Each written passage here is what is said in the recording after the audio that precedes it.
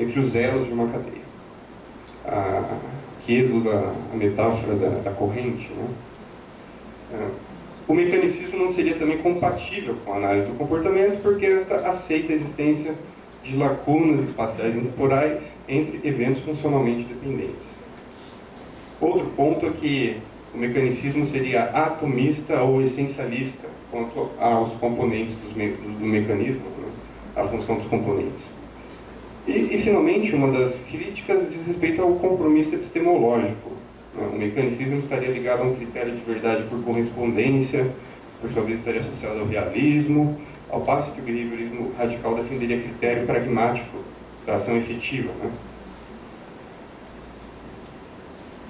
Então isso me leva novamente à questão com a qual eu iniciei, que é a importância do diálogo.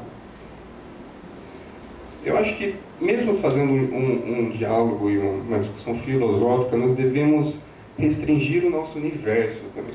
Aqui nós estamos falando de análise do comportamento e biologia, né? Então é um universo relativamente reduzido. Eu explico. Eu acho que ao tratar dessas ideias, mecanicismo, etc., nós temos como pano de fundo a biologia e a análise do comportamento, o behaviorismo radical e a filosofia da biologia. Portanto, eu acho que é interessante manter essa restrição, né? Não falar, talvez, de como o mecanicismo foi visto em sua história na física, mas talvez como o termo é utilizado contemporaneamente na biologia, né? E na filosofia da biologia, nessa dimensão filosófica, há um grande número de autores que vêm discutindo o que podemos chamar de mecanicismo biológico. Alguns deles são William Bechtel, Richardson, que acabaram, o livro deles acabou de ser publicado novamente, chama Descobrindo a Complexidade, Decomposição e Localização como Estratégias da Pesquisa Científica. John Bickle é outro, que também trabalha com uma perspectiva mecanicista, biológica, nas neurociências. Carl Craver é outro. E é toda uma literatura que iniciou em 2000 para cá, né? Um que fala diretamente sobre mecanicismo e darwinismo é o Alexander Rosenberg, né, com o livro dele Reducionismo Darwiniano, ou como ele faz uma menção no livro, o filme de Stanley Kubrick, né, Como Parar de Se Preocupar com a Biologia Molecular. Então, eu acho que é interessante ver nessa literatura, que também está ganhando grande aceitação por parte dos próprios biólogos. Alcino Silva é um grande experimentador em neurociências e ele está escrevendo livros sobre isso também, sobre essa abordagem do mecanicismo biológico. Há uma revista de filosofia da biologia que tem sempre artigos publicados sobre esse mecanismo, edições especiais, que é o Estudos em História e Filosofia da Biologia e das Ciências Biomédicas. Então, eu acho que o termo ele ainda é muito útil na filosofia da biologia, e ele possui uma definição bem específica nesse contexto, e que eu acho que é bem próxima do que se faz na análise do comportamento, né?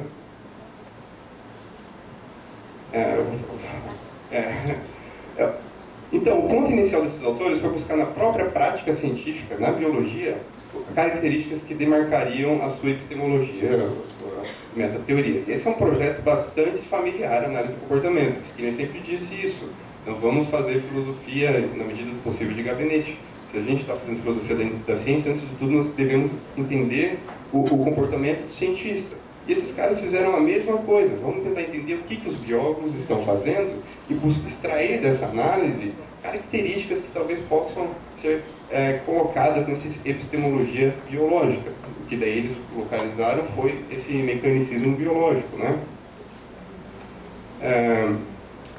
Um dos primeiros textos sobre o tema foi de 2000 e eles definem aí o mecanismo como um conjunto de elementos que, por sua vez, possuem funções, né? E esses elementos são organizados de tal forma a produzirem mudanças regulares partindo de um ponto inicial, prévio às mudanças, até um ponto final, pós-mudança. Então você tem um conjunto de elementos, eles possuem funções, eles são organizados de uma dada maneira, a fim de não no sentido de finalidade, mas se organizados dessa dada maneira, eles produzem um dado fenômeno, que constitui um fenômeno. A descrever um mecanismo de potencial de ação, você está descrevendo também potencial de ação, não é algo externo, né? E nessa visão, a causalidade, eu acho que o professor Tuno não vai concordar muito com essa visão, mas ela diz num viés manipulacionista, né? Um componente, um elemento desse mecanismo, ele é causal no sentido de ser uma peça relevante para a ocorrência do fenômeno. E para descobrir se ele é uma peça relevante, há o viés de manipulação. Você tem que manipular esse elemento, ver os efeitos, há vários parâmetros para isso, né? Então, as explicações elas devem mostrar como os componentes do mecanismo, cada qual com sua função e organizados de uma dada maneira, produzem o fenômeno. Foco de análise.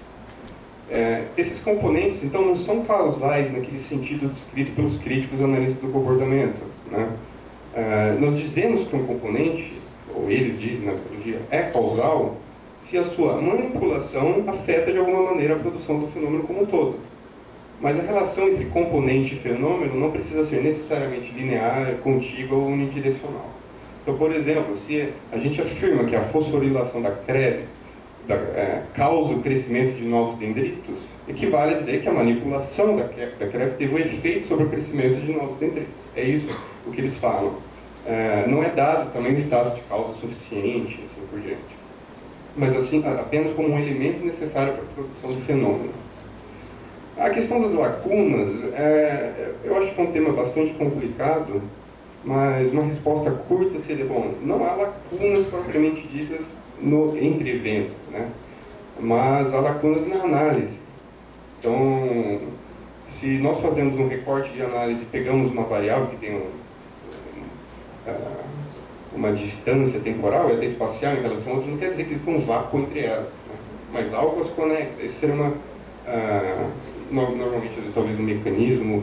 O Skinner fala do elo intermediário, né? Fala um pouco sobre isso depois. E eu acho que a questão do atomismo e do essencialismo, eu acho que tem alguns mecanismos que, sim, faz sentido falar de funções, de um essencialismo funcional aí para os elementos que compõem o mecanismo, né? Sempre um dos exemplos mais usados, né, por análise do corpo da poeira. Né? Mas isso não é a melhor forma, essa não é a melhor forma de descrever um mecanismo biológico, né? Um exemplo que eu gosto muito de colocar é o da dopamina. A depender do mecanismo na qual a dopamina está inserida, ela tem funções distintas, né? Então, não são propriedades intrínsecas, funções intrínsecas ao elemento de um mecanismo, como uma molécula de dopamina. Mas essas funções são atribuídas em decorrência do mecanismo, dos mecanismos distintos, né? Por exemplo, a dopamina está associada ao mecanismo do reforço, dizem que é uma molécula associada ao reforço, mas ela também está associada à regulação de funções renais, à secreção de prolactina. Então, são elementos que não têm, talvez, conexão direta com o reforçamento, com o processo de aprendizagem, mas que a dopamina está ali. Então, ali em outro mecanismo, ela tem outra função. Então, a função não é intrínseca ao elemento, mesmo na biologia molecular. E, finalmente, ao critério de verdade, eu acho que aqui esse mecanicismo biológico ele se aproxima muito da perspectiva behaviorista.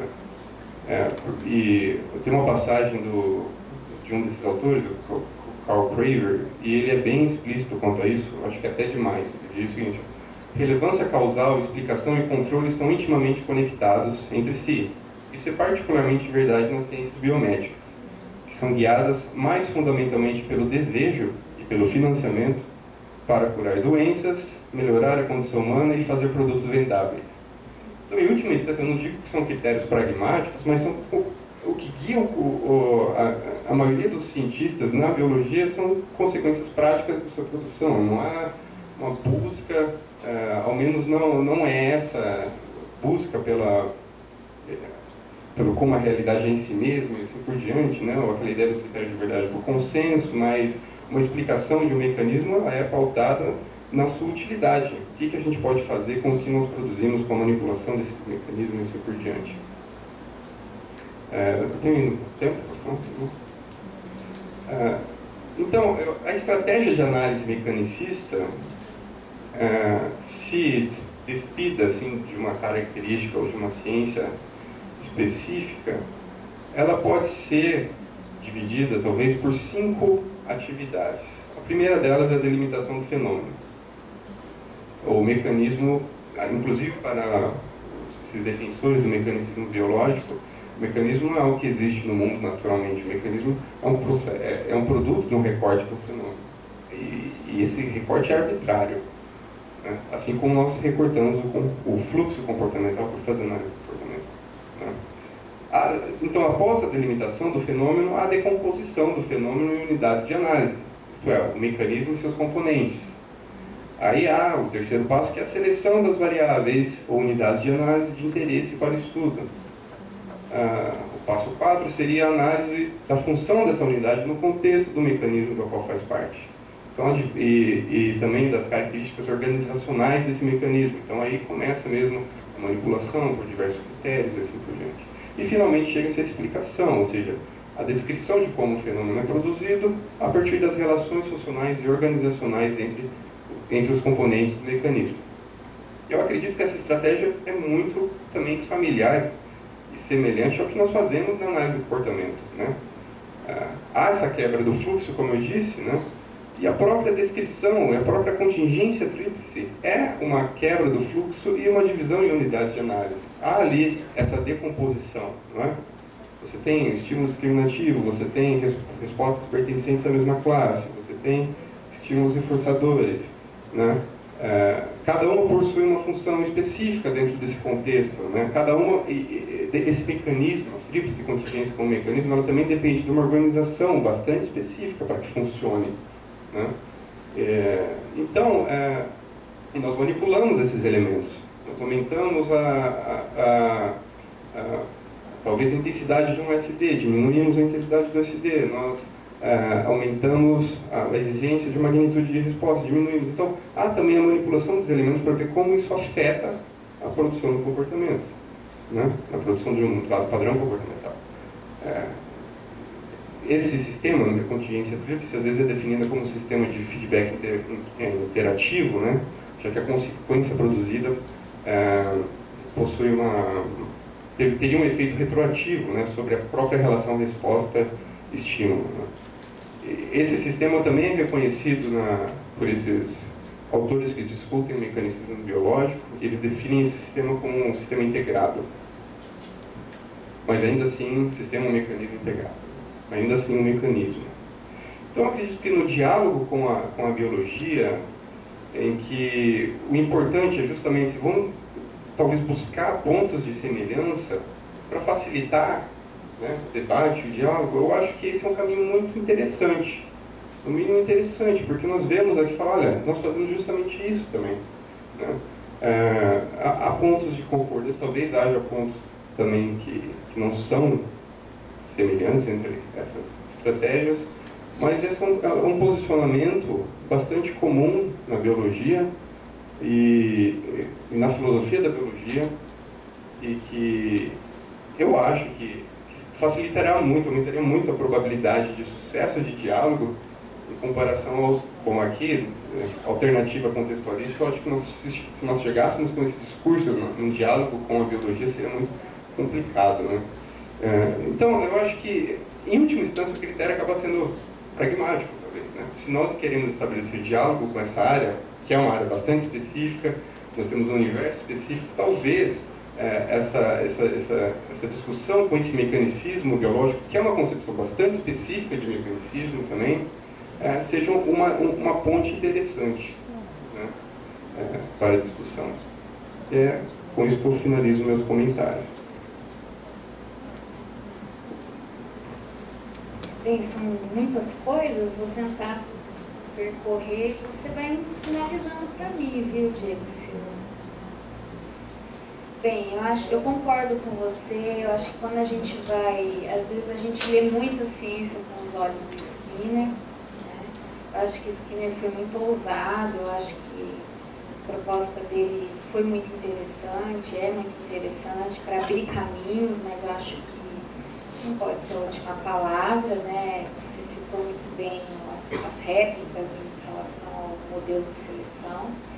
Né? Então, eu acho que Skinner tem uma proposta, que eu acho que, como eu tentei falar, que vale a pena, mas a gente também tem que tomar o Skinner de maneira bem contextualizada. Né? Eu acho que é difícil um cara como ele, acho que qualquer pessoa, saber muito de biologia, muito de antropologia, muito de tudo, né? E, então, quando a gente vai receber a proposta do Skinner, eu acho que a gente tem que olhá-la com um olhar crítico e não ler a ciência com os olhos dele. Como eu vi muito se fazer com respeito ao determinismo, com respeito a outros temas. Né? Acho que os propósitos mais genéricos da minha fala, né, quando Skinner falou do modelo de seleção no primeiro nível com os olhos do neodarwinismo, eu acho que o que eu quis ressaltar é o seguinte: quando a gente compra essa visão do Skinner, a gente está comprando um pacote, né, que talvez isso nos coloque em maus lençóis. Né? Então, esse paralelismo entre evolução e desenvolvimento, se você for ver outros, né, textos do Skinner, parece que ele não radicaliza isso, né, esse paralelismo como o neodarwinismo coloca e tal. Então, acho que a minha fala foi mais ou menos isso, né? A gente fica falando do primeiro nível como o Skinner falou, do terceiro como o Skinner falou, acho que a gente tem que ponderar. Às vezes ele fala coisas que a gente compra, a gente está trazendo muita coisa no pacote, que às vezes pode ser inconsistente até com o que a gente chama de perspectiva relacional do comportamento, com alguns pressupostos filosóficos do behaviorismo e tal. Colocar um pouco em perspectiva esses aspectos, né? Então, acho que a gente tem que olhar e receber o Skinner bastante criticamente e tomar muito cuidado quando a gente vai conversar com outras áreas de conhecimento, né? Porque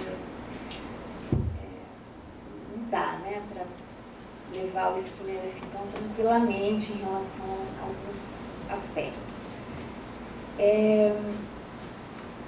A questão do mecanicismo, Diego, eu penso assim, né?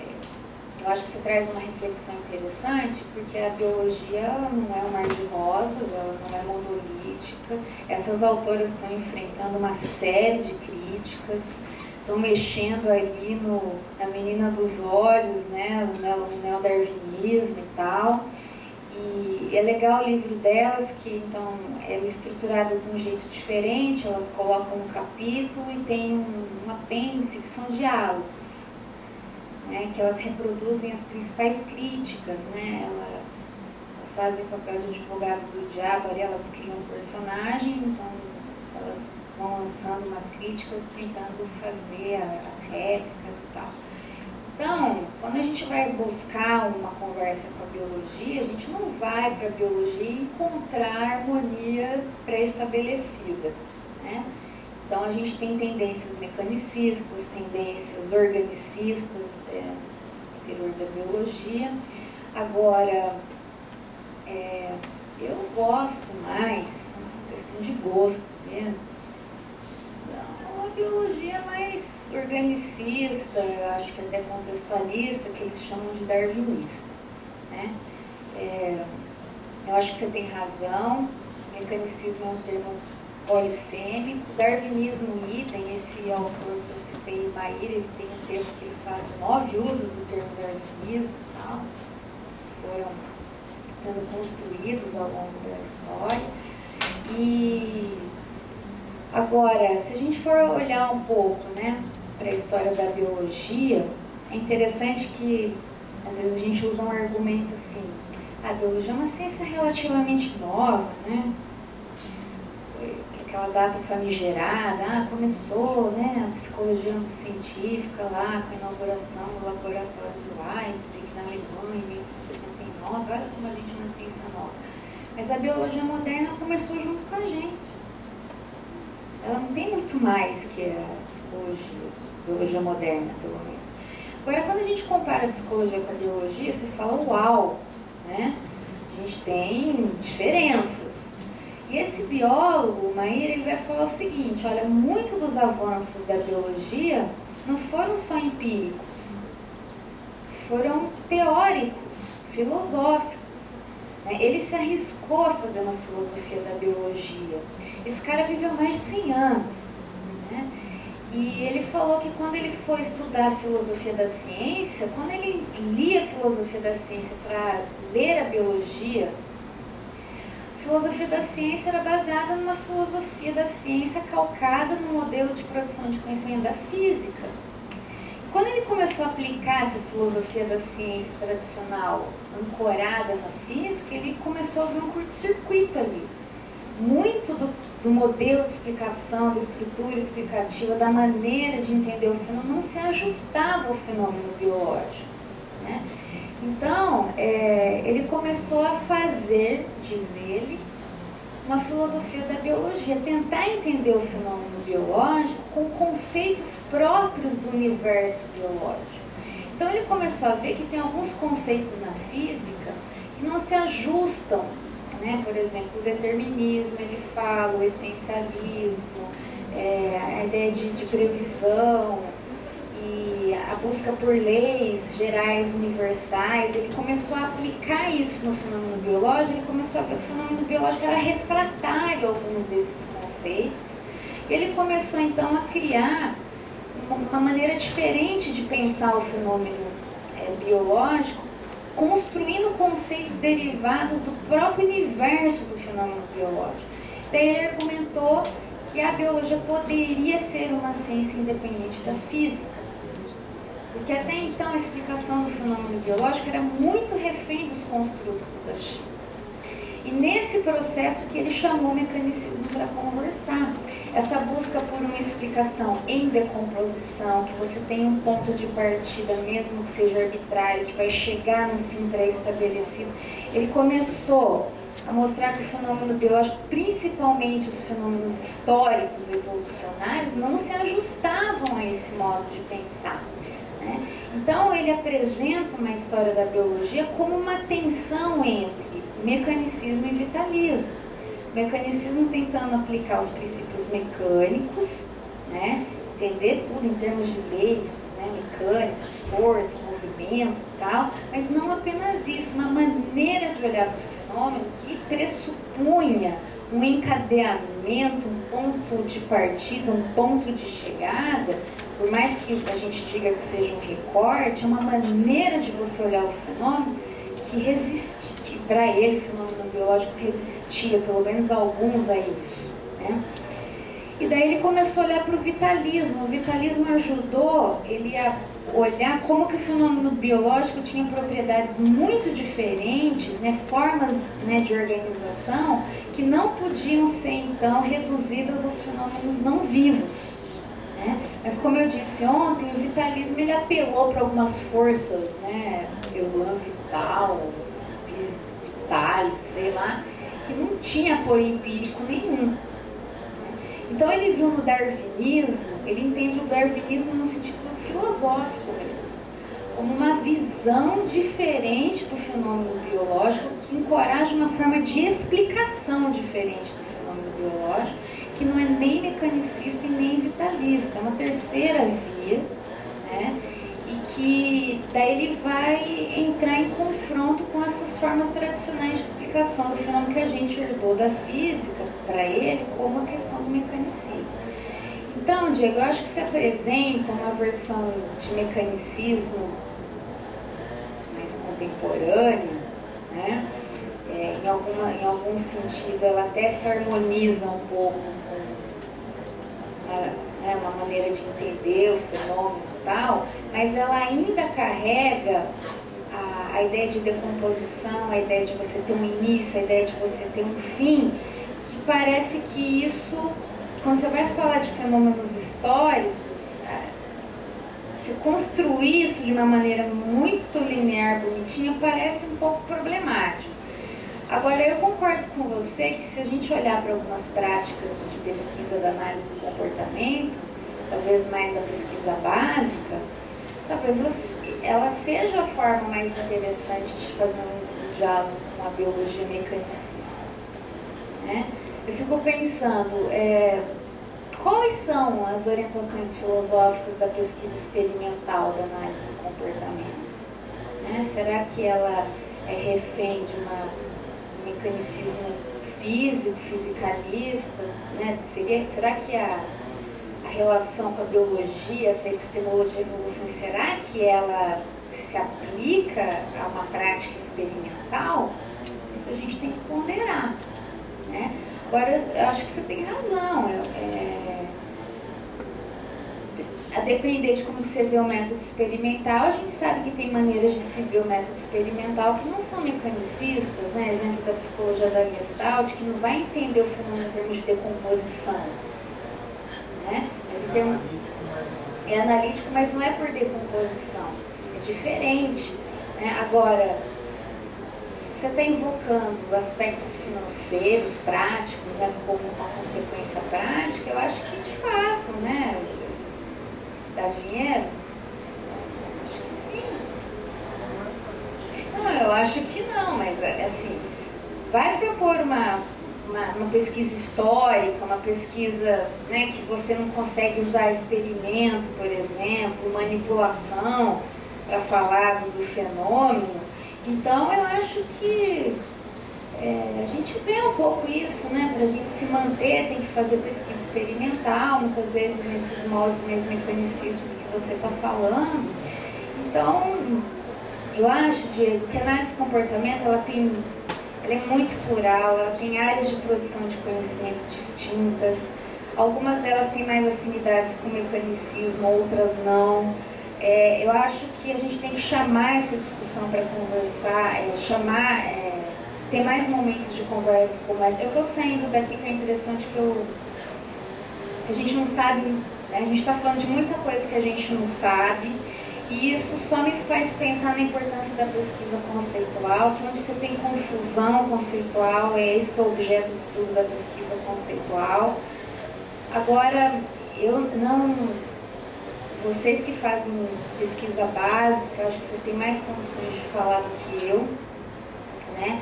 Agora, quando você vai para uma filosofia da biologia, para essa proposta dessas autoras, com esse discurso do mecanicismo, da decomposição, tentar generalizar isso para o comportamento, para os fenômenos, eu não sei se esse é o caminho mais fértil para a gente estabelecer um diálogo. Agora, se você quiser vir pela psicologia experimental e de uma certa maneira de fazer psicologia experimental, dialogar com essa biologia mecanicista, talvez eu acho que possa ser um terreno fértil. Não sei. Queria ouvir a plateia aí.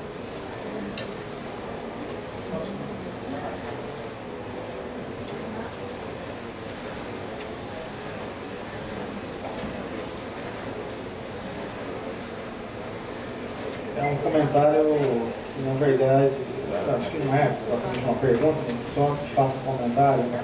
E num ponto que eu acho que tanto Carol quanto o Diego esbarraram e que talvez seja uma maneira de se pensar, que é a questão de, então, bom, de um lado, qual é a consequência, digamos assim, que mantém? Né? Então, eu vou dar um exemplo da instituição em que eu estou. Né? Nós, na UEM, ela não é uma instituição agora tomada como um todo que tenha, na verdade não só a UEM, o Paraná em geral, ele, a despeito de estar situado aí, então, no sul, próximo do sudeste, etc., não tem uma tradição de pesquisa de ponta. É claro que você tem pequenos centros, etc., que tem boa pesquisa. Mas, para ter uma ideia, não há no Paraná nenhum programa de pós-graduação 7. Nenhum. No estado inteiro. Né? Consequentemente, isso se reflete localmente. Na UEM, então, também nós temos programas bem avaliados, mas, salvo engano, são, acho que, 1 ou 2 que é 6, salvo engano, não me lembro exatamente. Ou seja, você não tem um centro de excelência, etc. Mas uns que são muito bem avaliados são da biologia. É o da biologia. Né? Eles têm um núcleo, então, interdisciplinar, bastante importante lá na UEM, que é o NUPEG. É um núcleo que estuda, sem entrar nas questões biológicas, estuda peixe. Né? É claro que não é só isso, mas isso com uma série de coisas, de ecossistema, etc. Bom, mas se a gente olha então para o departamento, que não é exatamente o departamento que abriga o núcleo, porque o núcleo tem uma independência institucional, mas o departamento de biologia e os afins que estão ligados a esse núcleo, que tem então, portanto, essa presença de pesquisa mais clara, nós poderíamos então nos perguntar, bom, em que biologia então está sendo feita? Né? E a resposta, talvez não surpreendente, é de que não é biologia evolutiva. Não é. A Carol sabe melhor do que eu disso, porque ela já chegou a dar disciplina lá na biologia. Eles têm, salvo engano, uma disciplina de biologia evolutiva no curso todo de biologia. Então, no sentido, se a gente quiser pensar de que o que dá dinheiro, o que de fato atrai financiamento, etc., eu acho que, de fato, uma visão mecanicista talvez tenha mais atualmente.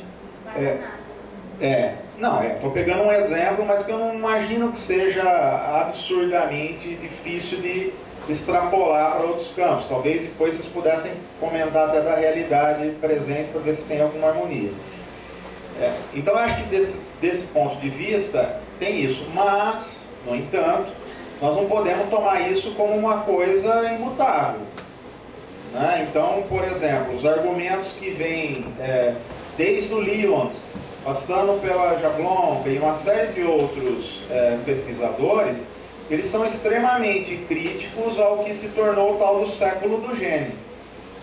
Ou seja, o excesso de promessas que se fez com o projeto Genoma, ancorado nessa visão de neodarwinismo, eu acho que nem acadêmica ela né? Uma visão mesmo propagandista do genoma, né? Da genética. Elas próprias dizem isso no livro, e há outros livros que falam isso, que nenhum geneticista sério assinou embaixo o que a mídia ventilou, mas isso atraiu dinheiro de uma forma fantástica. Resultado, não cumpriram nem 1/8 do que prometeram, mas atraíram uma grana violenta. Né? E fundaram centros, núcleos, etc. Bom, o fato de não terem cumprido sinaliza que provavelmente daqui para frente a coisa não vai ser injetada com a mesma quantidade de grana que foi, se continuar com essa mesma perspectiva. Diga-se passagem, uma perspectiva bem claramente mecanicista. Né? Essa que motivou as promessas do projeto Genoma. Né? Então, não que necessariamente isso vá culminar numa mudança para outro lado, como para um lado mais evolucionista, histórico, etc. Mas eu não sei se o mecanicismo vai continuar nas cabeças, como esteve de fato até agora. Outro exemplo muito presente é a ideia do tal também, né, a gente adora essa coisa do século do cérebro, que alavancou a neurociência, principalmente nos Estados Unidos. Também com promessas de que, olha, a hora que a gente chegar a um PET scan tal e tal, pronto. Né? Vai acabar a psicologia, vai acabar não sei o que, vai acabar... Nós vamos fazer um mapeamento em vivo, né, do cérebro funcionando, coisa que então era impensada há pouquíssimo tempo, e a partir do mapeamento em vivo, pronto, nós vamos prever o que acontece daqui para lá e acabou. Não aconteceu? O avanço tecnológico é de fato impressionante em termos de medição, mapeamento, etc. Mas tem coisas aí que, na minha opinião, tem problemas de fato conceituais filosóficos por trás que foram mascarados. Né? Então, para não me alongar, mas puxar também um ponto que eu acho que ontem foi tocado em algum momento. Como é que a gente pode defender uma autonomia, se é que esse termo é adequado, por exemplo, da neurociência, para dar um exemplo muito filosófico e que acho que também, talvez muita gente aqui conheça. Você coloca a seguinte situação: peguemos um mapeamento cerebral real, feito real, e projetemos ele ali. Colocamos um neurocientista aqui, sem que ele possa ter acesso ao sujeito que está sendo mapeado, e diga para o neurocientista explicar, do ponto de vista comportamental, o que está acontecendo com o sujeito. Dizer que nós temos uma promessa de que isso em algum momento vai acontecer, na minha opinião, é no mínimo uma ingenuidade filosófica.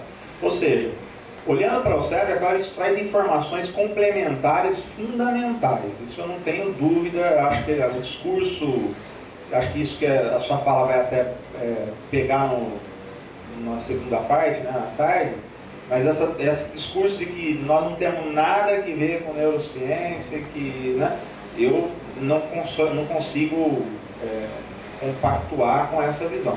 Mas também eu não puxo a varinha para o outro lado, ou seja, de que agora com esse mapeamento nós vamos jogar fora. Nós não precisamos, não vamos ler, como eu já vi isso literalmente, nós vamos ler o pensamento, né, das pessoas. Isso para mim é um erro categorial, para falar do Ryan, né? Você não pode dizer que olhando ali você lê pensamento. O pensamento é de um outro nível epistemológico. Você cruzar essas duas coisas. Agora, você complementar essas análises, eu acho que isso é lugar comum, né? Então, isso para dizer que o que me chamou a atenção foi isso, essa justificativa ao fim, né, de que isso talvez seja um terreno seguro no sentido de que nos vai permitir até uma sobrevivência. Eu não estou aqui criticando a discussão da captação de recursos, não estou sendo hipócrita, porque a gente tem que viver disso, não precisamos de fato disso. Na realidade norte-americana isso é pior ainda, né? Porque isso depende do seu emprego e o seu salário, etc. Então, aqui ainda a gente tem uma situação até um pouco mais confortável, mas eu não sei até quanto tempo as coisas vão se manter dessa forma, né? E aí, então, para puxar isso para a discussão estritamente da análise do comportamento, o quanto que então essas práticas experimentais que de fato flertam de uma maneira muito claramente com o modelo mecanicista, qual é o resultado então disso, por exemplo, nos Estados Unidos, né? Ou seja, até comentamos isso ontem, antes de ontem, o quanto que então de fato o pessoal da pesquisa básica está migrando para outros departamentos, né? Então está se dissolvendo os departamentos que antes eram de análise do comportamento, né? E tendo que então agora encontrar de fato pessoas que fazem isso. Então isso, é claro, é um tempo evolutivo, talvez irrisório, né, para a gente poder falar alguma coisa, mas não sei o quanto que isso de fato está sendo selecionado. Parece que quase o contrário, né? A análise do comportamento caminha nessa visão da pesquisa básica, etc., e com viés mecanicista, parece que ela está indo mais para a extinção do que de fato para a seleção, né, para usar a mesma metáfora. Mas é só um comentário, não sei se merece comentário de comentário.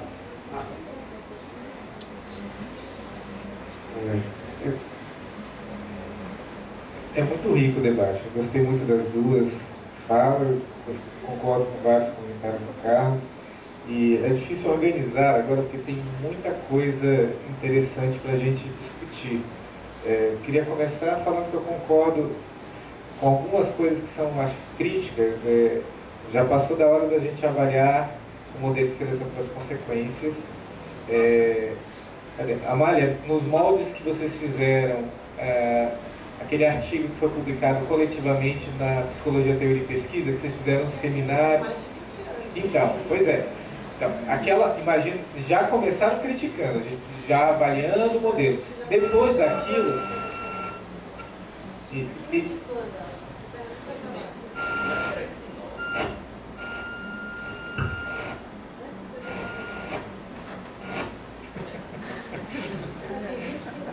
$25 anos. E a gente, depois daquilo, nunca mais teve a oportunidade de fazer um debate amplo, porque ali você já tinha coisas que foram criticadas e que depois ficaram batidas. E agora a gente está retomando de novo aquelas críticas. Tem uma fala principal naquele seminário que é muito interessante. Ele estava naquele período de transição, né? Mais cética dos Estados Unidos, mas sempre tentaram discutir. estava comentando que, acho que é da Psicologia, Teoria e Pesquisa, né? Há um comentário do professor Luiz Cláudio criticando justamente esse selecionismo skinneriano, né? Da maneira como ele foi colocado. E é um texto muito interessante e poucas vezes mencionado por nós analistas. Aliás, esse seminário inteiro. Hã? É.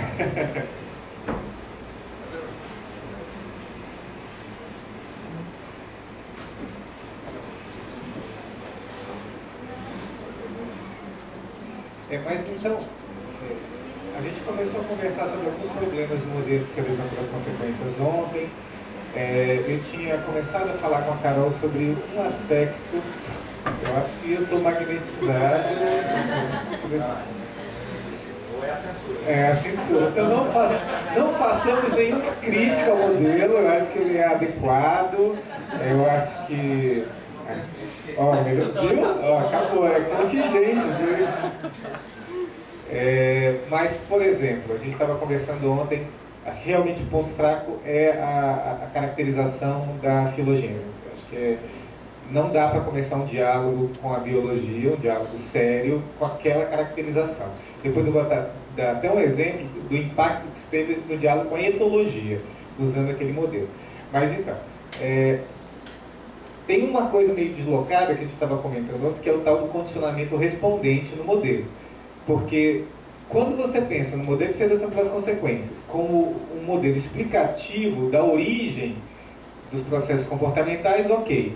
Não tem problema, a gente pode fazer como o Baum faz, descreve então todo o comportamento tem uma origem filogenética, então tudo bem. Agora, quando a gente vai tentar explicar o mecanismo comportamental, agora usando variação e seleção, o condicionamento respondente vira um entrave, porque ele é muito mais facilmente descrito pelo modelo mecanicista do que pelo modelo de selecionista.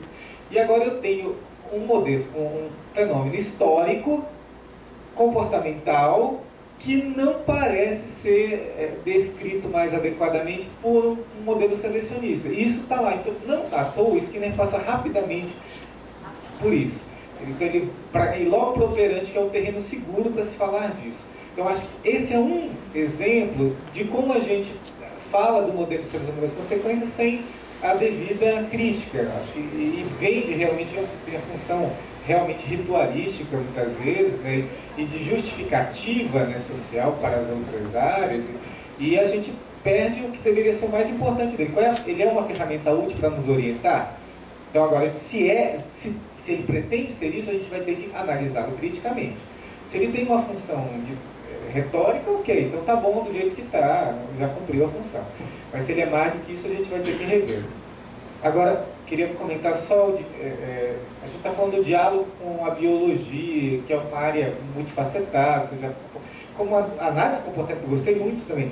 A gente tem muitas orientações diferentes, não à toa a gente briga tanto, né? A gente tem muitas orientações distintas e pensando nessa, talvez seja irrealista ter uma orientação, na verdade, como você tem pluralidade dos dois lados, você vai ter afinidades naturais plurais com subgrupos. Então, realmente, fazendo análise experimental do comportamento, a pesquisa básica, a afinidade é muito maior com quem está fazendo genética do comportamento no laboratório do que com o naturalista que está interessado. É afinidade óbvia com ele, está interessado como é que ele analisa o fenômeno, porque ele olha de maneira mecanicista, como eu olho no laboratório de maneira mecanicista para isso.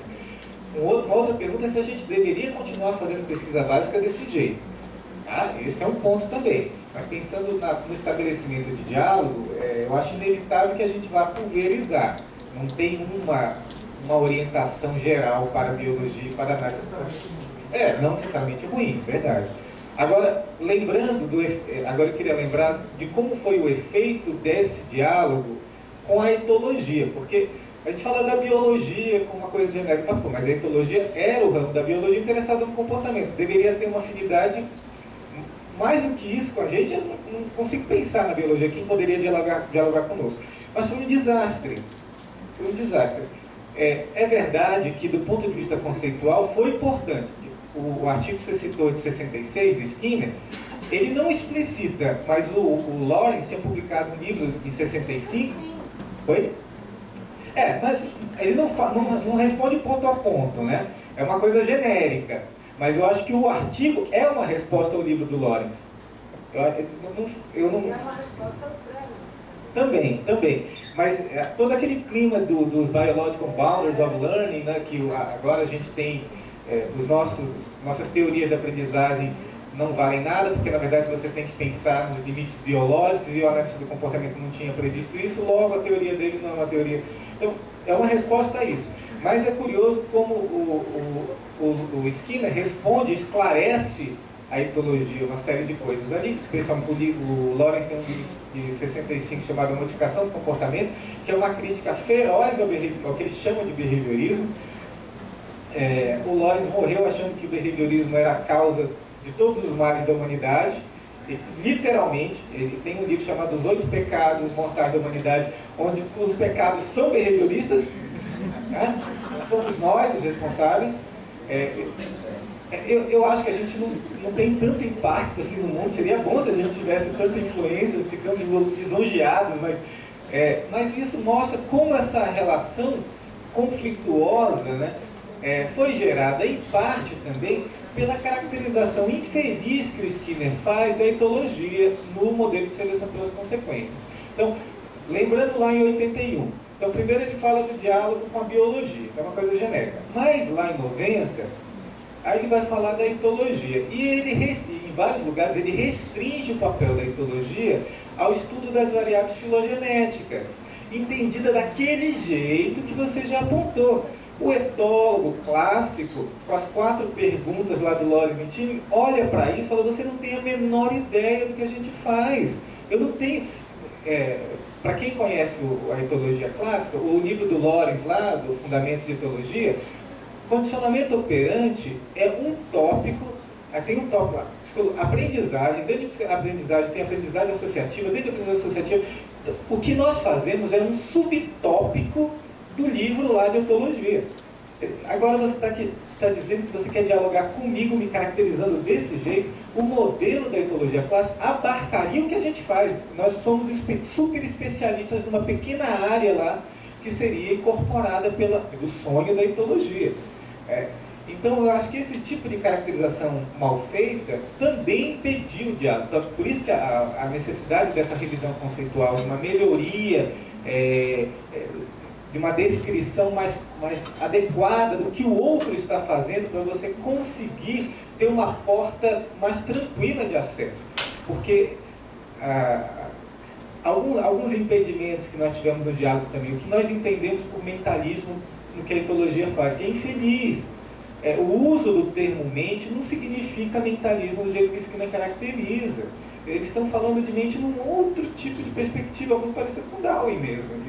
E a gente perde isso e joga fora, porque não dá para dialogar com a etologia não cognitiva. Mas a etologia cognitiva é a melhor coisa que está sendo feita lá. Ela está estudando os processos que a gente quer. Só que ela usa uma terminologia que, do ponto de vista formal, nos repulsa. Mas a gente tem que ir além da questão formal e a gente perdeu a possibilidade de diálogo com essa área. Agora, com a etologia, ela já praticamente acabou, assim como a etologia clássica, né? Agora você tem isso incorporado em outras áreas. A psicologia, a ecologia comportamental, na verdade, né? E acabou incorporando mais contemporaneamente isso. Mas nós já viramos apêndice nos manuais dele, né? O Alcock, o Catânia dele, nós já estamos lá, mas como uma curiosidade histórica, demos nossa contribuição e acabou. E o diálogo, quem faz hoje diálogo com psicólogo, com biólogo, estudioso do comportamento em ecologia comportamental? Você faz? eu vou passar para quem faz o diálogo. Obrigado. Vou responder ao que o Marcos acabou de dizer, também um comentário geral, que acho que interessa relacionado com tudo que discutiu. Obviamente, pensei muitas coisas, poderíamos dizer muitas coisas sobre tudo. Alguns comentários. Primeiro, uma brincadeira política, fofo. isso, sim, porque um momento disso também, não pensar nisso, mas falando de Eva Jablonka, sim, essa mulher, não era Jablonka, agora foi invitada por Steve Hayes, não, ok, Hayes, Steve, o tipo sem pelo aqui, Steve Hayes, ok, vocês sabem da ABA Internacional e da Associação ACBS, Associação da Ciência Comportamental Contextual.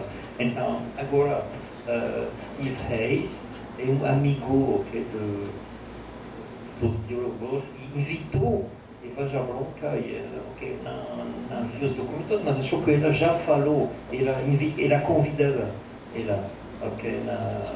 para apresentar, uma apresentação na associação.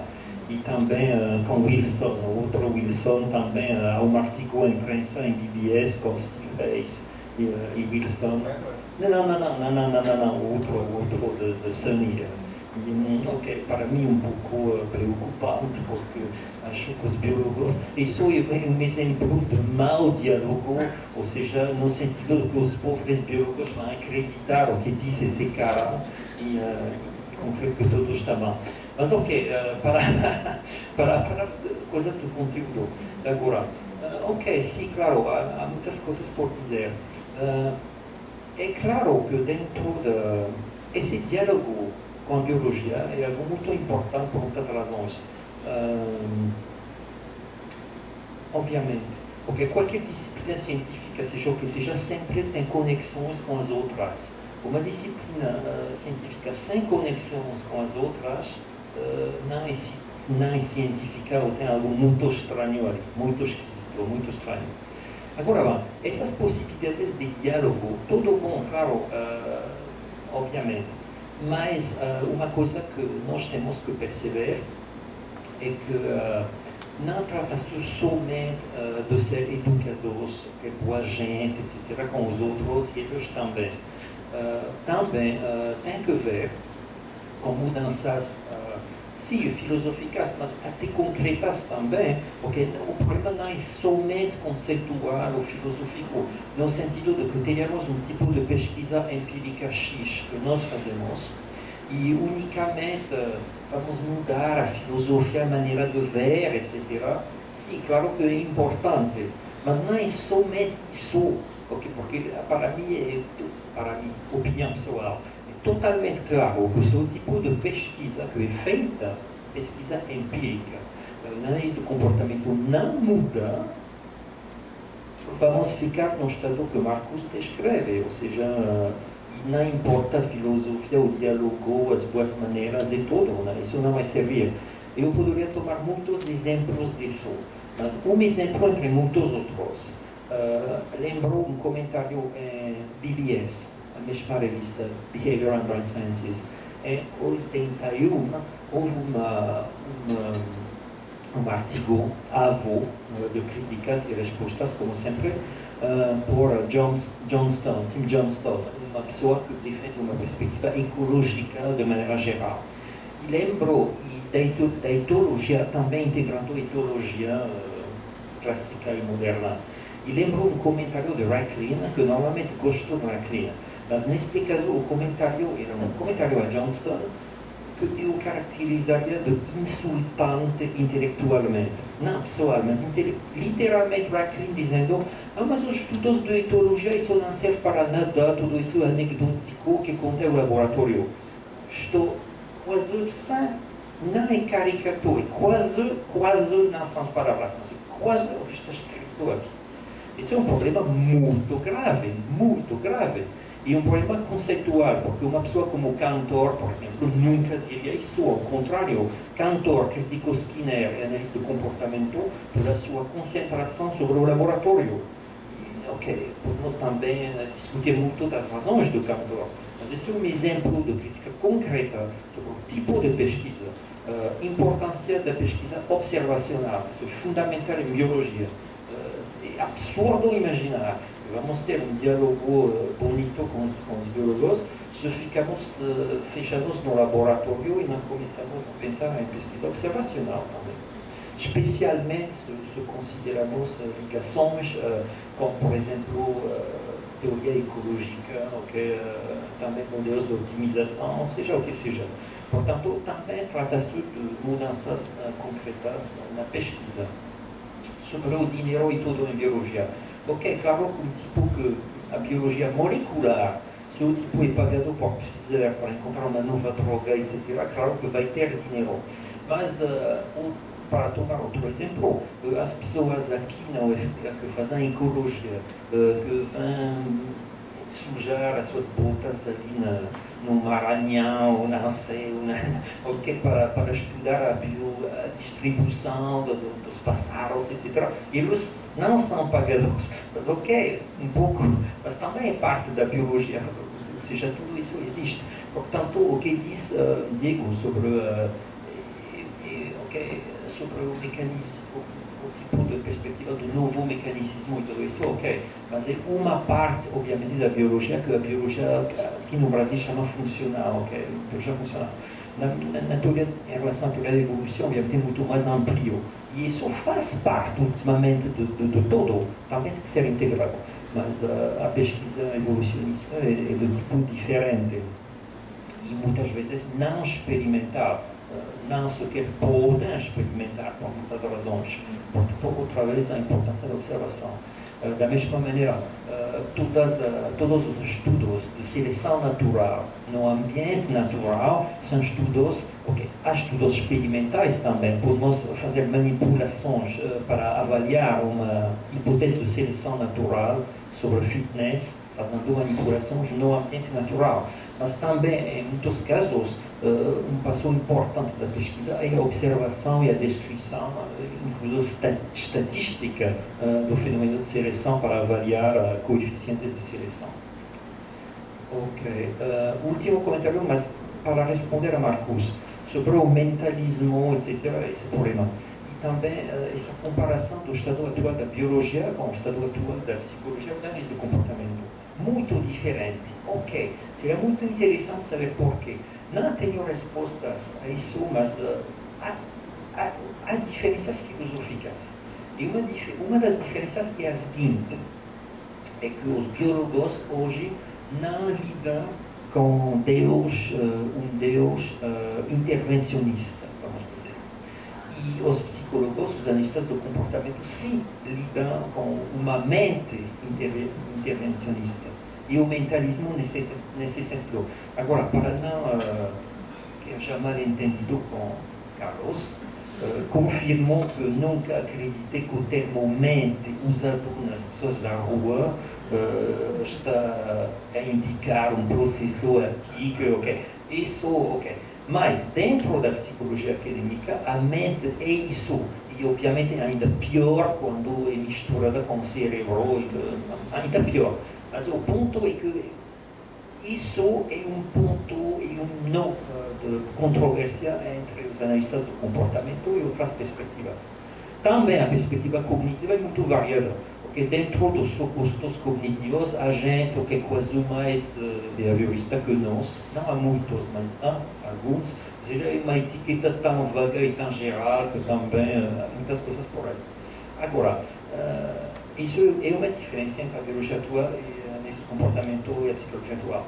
Mas para responder a Marcos especificamente sobre o mentalismo e tudo isso, acho que, ok, se há um problema com os etólogos clássicos, depende, ok, depende muito, mas há uma grande diferença entre a ecologia comportamental, na qual, sem dúvida, quando essas pessoas usam termos cognitivos, etc., é realmente heurístico e sem nenhum compromisso de nada. De facto, eles não têm nenhum interesse nisso. Quando os ecólogos falam de regras, coisas assim, percepção, etc., são expressões heurísticas usadas de maneira, de facto, behaviorista, okay? Como raios, vamos dizer, quase. Mas no caso da etologia, não sempre, ou seja, realmente oposições filosóficas da filosofia da mente entre analistas do comportamento e isso. Portanto, claro que também há conflitos que não vão desaparecer facilmente.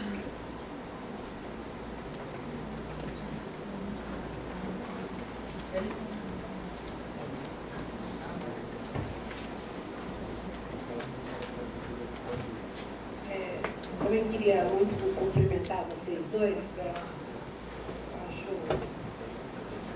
pela qualidade das apresentações e pela demonstração de interesse, de conhecimento de outras áreas que é fácil de falar, de fazer contato sem nunca ter feito contato. Então, acho importante que vocês não só digam importante que a análise do comportamento, que o behaviorismo converse, mas que mostre que tem procurado caminhos concretos para essa conversa. Agora, eu queria, acho que talvez mais na linha do François, falar duas coisas que talvez seja muito mais minha interpretação do que, talvez elas nem tenham estado na fala de vocês. Mas também dizer que talvez seja uma reação quase psicológica minha, sabe? Reação, você está para cá, eu estou para lá, você está para lá, eu estou para cá, então eu estou reagindo um pouco desse jeito, fazendo um pouco o que se chama por aí de advogado do diabo. É assim, é muito fácil dizer que o Skinner fez bobagem com a biologia, que não disse tudo que devia ter dito da filogênese, ou que foi simplista, ou que aqui e ali disse, porque a gente tem uma distância histórica que ele não teve. Então, eu me preocupo com isso, como a leitura, assim como a leitura da história da gente, muito recente, ela é míope sempre, porque a gente não consegue antever, né, muitas vezes, ou no máximo antever, mas não tem a prova concreta de que as coisas caminharam numa certa direção. É muito fácil também do futuro olhar para o passado e nele ver problemas que não poderiam talvez ter sido resolvidos naquele momento como hoje a gente pode resolver. Então Marco cita os artigos do Skinner dos anos 60 numa perspectiva de 50 anos depois de neodarwinismo.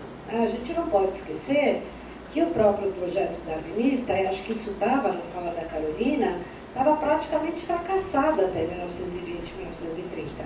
O Darwin estava morto e enterrado para todos os efeitos.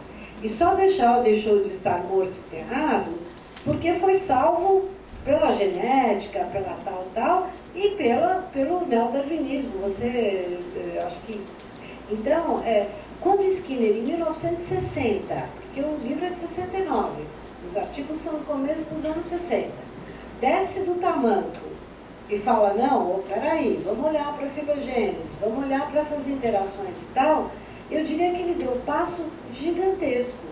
E o mesmo vale para o artigo de 81, viu, Diego, na minha opinião. É muito fácil, do alto de 2013, a gente dizer, lá em 81, ele passou rapidamente pela filogênese, ele tinha problemas para discutir o reflexo, tinha mesmo. Mas, do ponto de vista do que se fez em análise do comportamento de 1930 até 1981, a verdade é que ninguém mais deu espaço. Só ele deu. Então, eu acho que a gente tem que relativizar isso, a gente tem que olhar para isto no sentido de que a linha de base era zero. É interessante na análise do comportamento. Quer dizer, cada vez que eu resolvo que eu vou criticar o Skinner, eu volto para trás e falo, não é ele que tem que ser criticado. Porque o cara começou em 1930 com uma perspectiva neopositivista, uma perspectiva empirista lógico, com um padrão, digamos, vamos chamar aqui de...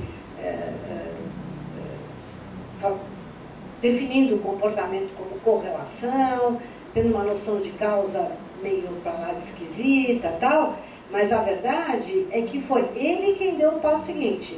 Não foi ninguém que saiu fazendo pesquisa como ele, foi ele. Né? Foi ele que disse, não, para lá, no reflexo operante. Foi ele, depois, o que acontece de 1930 até 1945, 1950? Acontece que a análise do comportamento se institui, digamos assim, como disciplina. Tem lá uma foto histórica bonita de um monte de gente importante se reunindo no seminário em 1942, eu acho, 41, que é um momento importante. Né? Agora, quem é que dá o passo seguinte, introduzindo aquilo que a gente está discutindo aqui, que chama de behaviorismo radical? É ninguém. Então, é interessante porque, de uma maneira geral, nós, behavioristas e analistas do comportamento, fazemos, para citar uma provocação, acho de ontem, ciência normal. E quem sempre, de uma maneira ou de outra, arriscou mais um passo, ficou sob controle da dúvida, da crítica a si mesmo, eu diria foi Skinner. Então, eu acho importante a gente, talvez, se a gente está discutindo um pouco a ciência, a institucionalização da ciência, eu acho que o que falta em nós, de uma maneira geral, é mais Skinner e não menos Skinner. Do ponto de vista, desse ponto de vista, do papel que ele desempenhou seguidas vezes na história da análise comportamental do behaviorismo, de dar a cara para bater, em primeiro lugar. Em segundo lugar, de dizer, olha, tem problemas aqui. Eu estou encaminhando assim, então eu acho importante a gente recuperar um pouco essa perspectiva. Eu não estou dizendo que o texto de 81 não tenha problemas, mas ele tem mais soluções do que problemas para cada um de nós. O mesmo vale para o artigo de 45, o mesmo vale. Então, eu acho, talvez, e aí que eu estou dizendo que é uma injustiça, né? Isso não quer dizer que, ao fazer história, ao fazer filosofia, muitas vezes a gente toma essa perspectiva de fora, quer dizer, de fora e eu acho que nos cabe criticar de dentro, né? E aí eu queria, talvez, levantar um pouco isso, o quanto que nós, behavioristas e analistas do comportamento, somos capazes de ficar um pouco em torno do próprio rabo, quer dizer, a gente fica lá discutindo, tal, e critica o Skinner, e critica isso, critica aquilo, mas e aí? Quer dizer, que passo nós vamos dar definitivamente? Quer dizer, como é que nós vamos caminhar?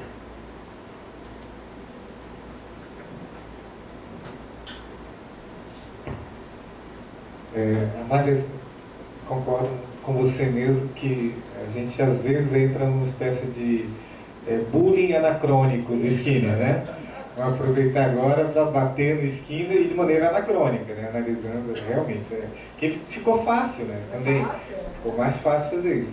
Mas acho que, pelo menos o que está por trás dessa crítica também, é que às vezes a gente tem o Skinner como referência de tal modo que a gente fica imobilizado de pensar diferente dele. Então, acho que é nesse aspecto que a crítica é saudável. Agora concordo com você que também a gente... mas às vezes ela é uma crítica injusta, como essa, por exemplo, de pensar o Skinner no contexto que ele propôs certas coisas, que foi uma evolução naquele momento. Então isso é injusto, do ponto de vista histórico. Agora, nós temos problemas a resolver. Então, acho que independente de quem foi que propôs o modelo, se nós vamos pensar o comportamento de maneira ampla e vamos considerar aquela proposta, seja lá quem foi que fez a proposta, não é relevante personalizar, mas ela deve nos orientar de uma maneira diferente. Então nós estamos identificando agora algumas lacunas, precisamos complementar. E aí eu concordo com você que a gente é muito menos ousado, quer dizer, a gente não é nada ousado perto do que o Skinner fez. Então agora cabe a nós aproveitar uma coisa muito difícil de imitar no Skinner, que é não ter compromisso enraizado com nada e mudar a orientação sem se preocupar com ser coerente com o que vinha sendo feito até então. Isso então, do ponto de vista metodológico, até hoje, a frequência da resposta é onipresente. Precisamos continuar com frequência, foi muito útil para ele, foi relevante, ele tinha, mas é isso que deve nos orientar daqui para frente. Não temos outras possibilidades de medida do comportamento, podemos discutir outras medidas. Então, esse é o meu receio, de que às vezes o modelo seleção pelas consequências e outros propósitos que acaba nos impedindo de ir além. Por outro lado, tem essa injustiça, a gente também não esgota as possibilidades heurísticas daquele modelo. Então a gente pode cometer os dois erros, né? A gente não entendeu completamente, não pode utilizá-lo completamente, e também a gente não consegue fazer mais nada. Eu acho que a Mari escancara um pouco o que estava correndo por detrás da minha apresentação. Acho que são duas coisas distintas, né? Que talvez, se é que eu entendi o que a Mari está colocando. Uma coisa é que o Skinner disse, contextualizar o que o Skinner disse. Outra coisa é como nós lidamos com o que Skinner disse. né?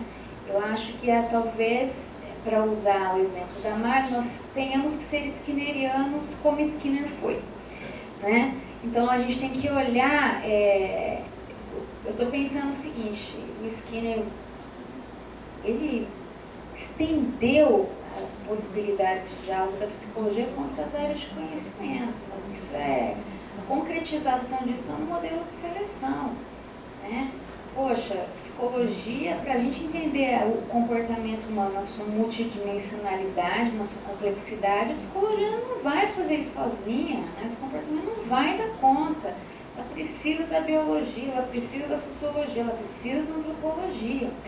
Então eu acho que o modelo ele tem uma proposta transdisciplinar, que é contemporânea, atual, precisa ser explorada. Eu não sei se todo psicólogo teve essa abertura para outras áreas, então eu acho que isso, como eu falei na minha apresentação, é precioso. Agora, uma coisa diferente, talvez nesse sentido não somos skinnerianos, do jeito que a Mari está falando, é como a gente olha para o texto do Skinner.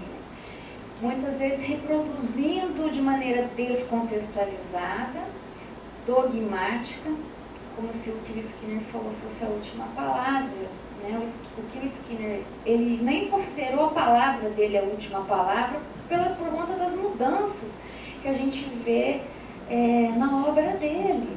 Né? Ele foi um crítico, né? Sensível às críticas, e muitas vezes a gente toma o Skinner como se o Skinner tivesse dado a última palavra, e vamos conversar com outras áreas de conhecimento à luz do que ele falou. E muitas das coisas que ele falou de outras áreas, é o que a gente está colocando aqui, elas precisam ser ponderadas em vista das mudanças que têm acontecido. Eu acho que o Marcos toca no ponto, olha, como que foi o nosso contato com a etologia?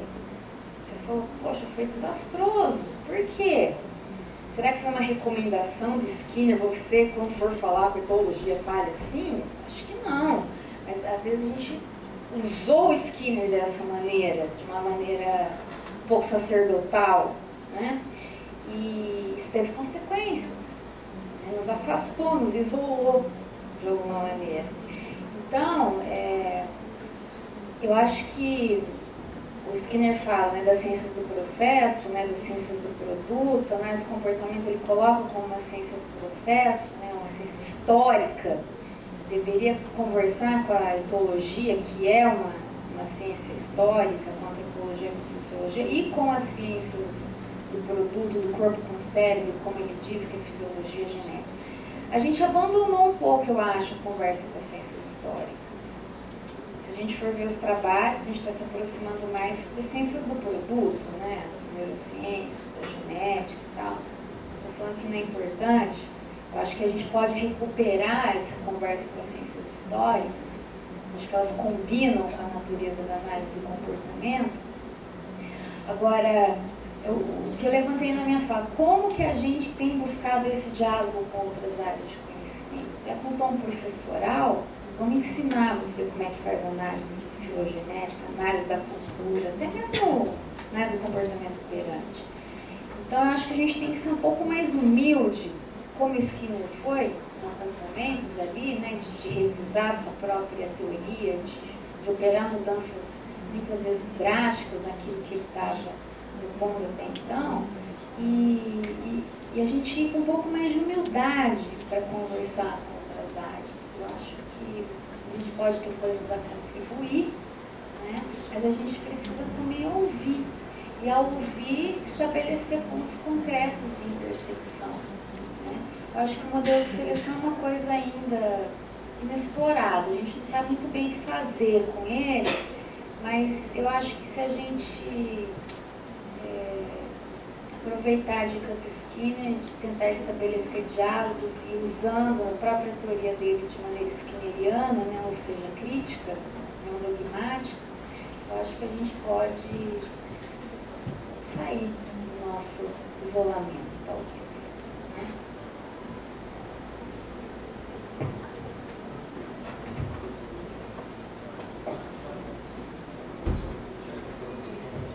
Obrigado.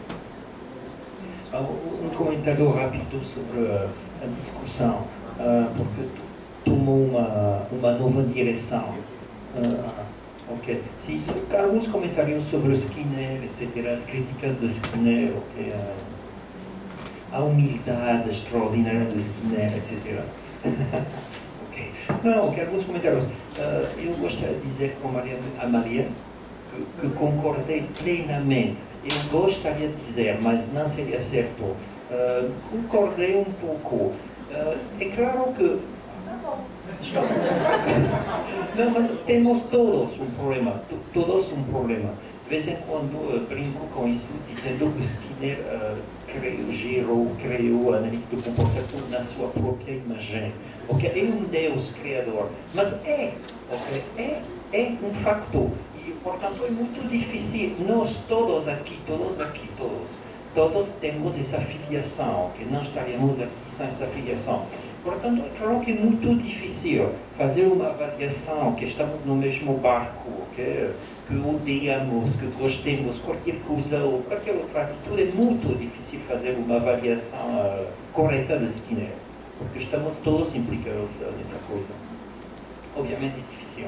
E vai tardar muito tempo antes de poder filtrar tudo isso e ver um pouco mais a situação de Skinner na história da ciência do comportamento.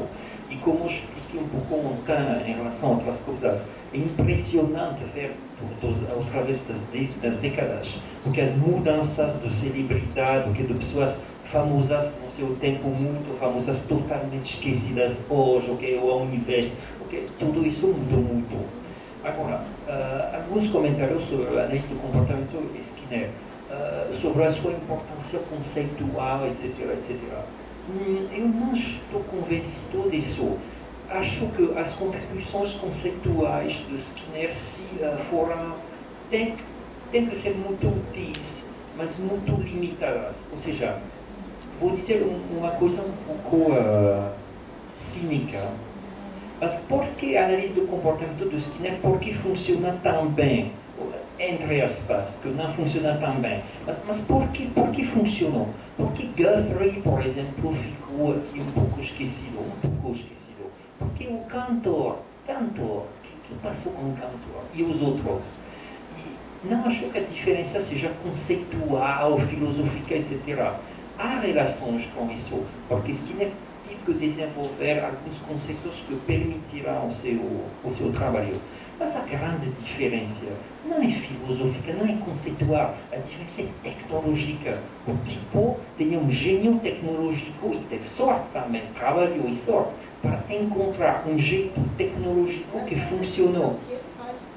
Sim, sem dúvida. Então, isso, por que estamos aqui? Por que a análise do comportamento? Por que o Java?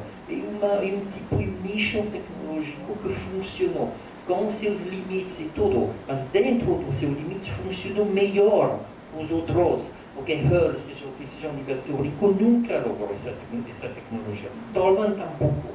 Agora, tenho um amigo em México que diz coisas de vez em quando deprimentes. Ele diz, em psicologia nunca funcionará nada de teoria, de filosofia, de nada. A única coisa que conta é o procedimento tecnológico. Um tipo chega com matching to sample e vai servir e está. E isso vai ficar. Outro cara chega com a dessensibilização sistemática e funciona e fica. E pronto. Agora, é um pouco deprimente, mas tenho medo, okay? Espero que seja um erro, que não seja assim. Mas temos que pensar todos que sim, talvez seja assim, porque não sei. É interessante um artigo que todos vocês certamente conhecem de Skinner, que eu acho brilhante, que é lá a história de caso do método científico. Ele se descreve exatamente assim. Diz, o que eu trago de diferente é tecnologia, gasto no tempo e tive sorte. E uso exatamente esses dois argumentos. Agora, eu concordo com você. Eu acho que o Skinner ficou porque ele tem um protocolo de investigação que nenhum outro behaviorista pôde desenvolver. Mas, aí eu discordo de você com relação ao fato de que eu acho que ele soube e aí discordamos mesmo, eu acho que ele não teve medo de interpretar os seus resultados, de propor uma interpretação. E a interpretação colou, porque ela é consistente com os resultados, né? E aí, desse ponto de vista, que eu acho que a gente não avançou muito, né? Continuamos descrevendo operante como uma contingência de 3 termos, às vezes de 4, mas está tudo lá, né? Até 1950, o Skinner tinha falado de discriminação, forçamento, punição, forçamento negativo, match inducendo, todos os conceitos que hoje ocupam os laboratórios de pesquisa de análise de comportamento estão lá. O que veio depois está ainda em disputa, é enorme, né? Valência de estímulos, o que mais que tem depois disso? Não, isso é outra história.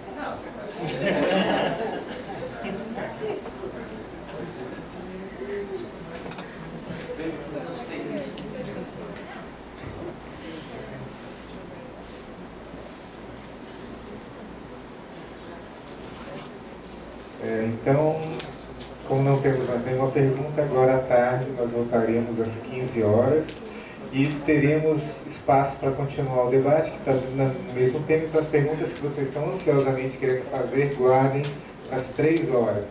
E, novamente, se vocês tiverem timidez excessiva para fazer as perguntas, podem encaminhar as perguntas por e-mail para os palestrantes e para os comentadores. Então, até daqui a pouco, 15 horas, a gente se reencontra aqui.